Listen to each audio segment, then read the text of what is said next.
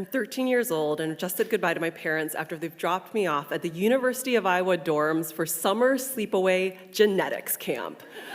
I am so excited. I'm gonna stay up late talking to my roommate, hang out with friends whenever I want to, plus we're gonna learn about mitosis and meiosis and Mendel and mutations and how can this possibly not go well. When I get back up to my room, my roommate Megan has just moved in, and the first thing she says to me is, "I knew you were gonna be friends from the moment I saw the clothes hanging in your closet."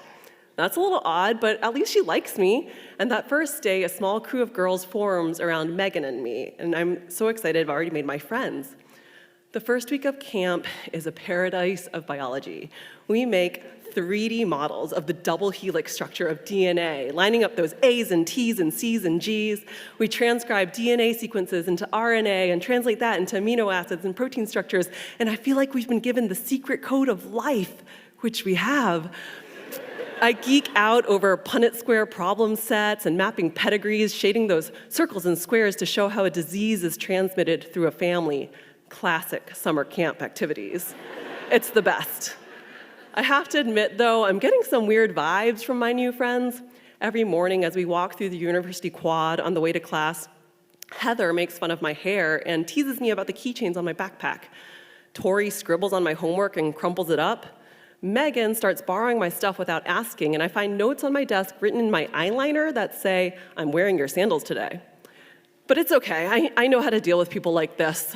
13 years growing up as a Chinese American girl in Iowa have taught me how to fit in as an interloper.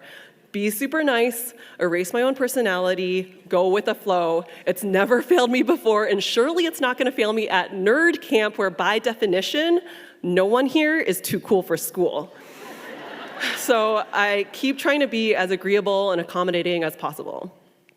At the end of the first week of camp, we're playing a game in class that requires other people to help us solve our mystery genotypes. This involves passing slips of paper to our friends with questions on them, like, if I had a kid with someone who has attached earlobes, is it possible that our kids could have attached earlobes too?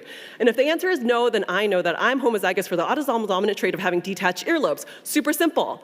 But during the game, my friends, instead of passing back real answers to me on the slips of paper, they write, "Why are you so ugly?" and "You're stupid." And at the end of the game, I'm the only one who hasn't been able to figure out my genotype. As the classroom empties out, I sit in my chair and I rack my brain, trying to think of what I've done to offend Megan and Tori and Heather and the others. And I really can't think of anything. But I hope that maybe this is just some weird hazing ritual. Maybe if I weather anything that they throw at me, they'll finally accept me.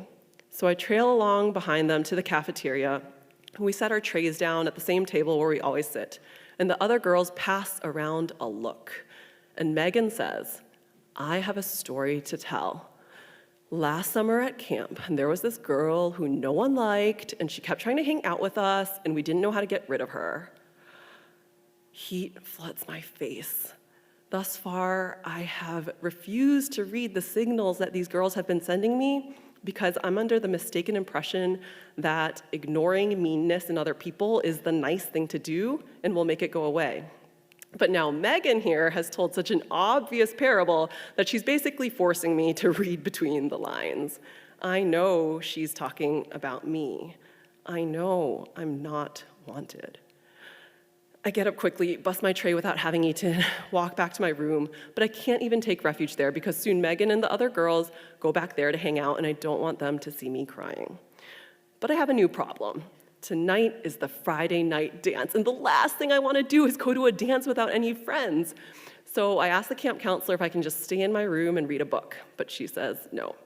So I go out on the hall, new plan, ask a random girl if I can use her dorm room phone. I unspool the cord as long as it can go to try to get some privacy, and I call my mom and I say, "Mom, please come pick me up. I am done with camp." Because you see, I live 10 minutes away. I live in Iowa City where camp occurs. There's no reason for me to stay in this place for another week.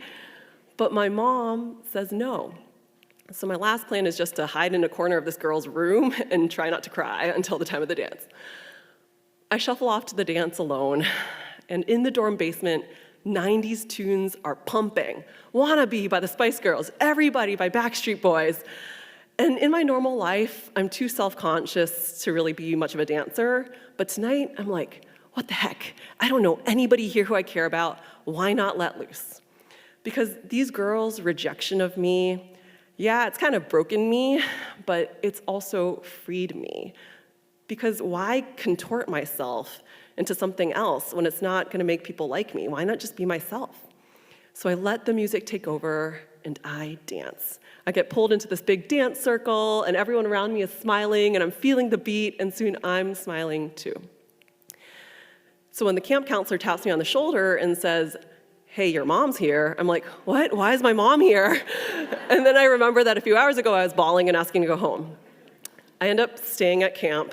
I do learn very cool stuff about mitosis and meiosis and mutations in Mendel, and I make new friends who are nice, normal people, but I never forget that there really are mean people in this world, and you can't always win them over with kindness, but you don't have to let them crush your spirit.